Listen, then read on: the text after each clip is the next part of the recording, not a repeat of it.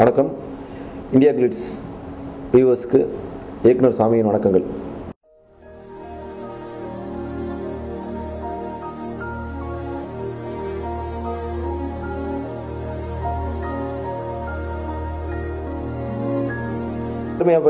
சினிமாக்காரன் தான் எழுச்ச வாயம், மற்றவங்களாம் வந்து இதாக உங்களுக்கு நெட்டை என்ன பண்ண முடியும் உங்களால்? பத்திரிகைகள் வந்து பூவரசி மேட்டர் தானே சார் வந்து 8 காலத்துக்கு எழுதுறாங்க. அதை ஏன் சார் நிறுத்த மாட்டாங்க? பத்திரிகைகள் வந்து சமுதாயத்தை வந்து வளர்க்கணும்னா அது சிந்து சமவெளி கதையை எனக்கு தெரிஞ்ச வரைக்கும் இந்த most controversial film in India எனக்கு தெரிஞ்ச வரைக்கும் இதை இவ்வளோ டீசெண்டாக யாரும் ப்ரெசென்ட் பண்ணிக்க முடியாது. இதே ஒரு இங்கிலீஷ் படமாவோ ஒரு 3ஆம் உலக நாடுகள் படமாக இருந்தால் கண்டிப்பாக 10 போர்னோகிராஃபி சீன் வச்சிருப்பான், 10 பெட்ரூம் சீன் வச்சிருப்பான்.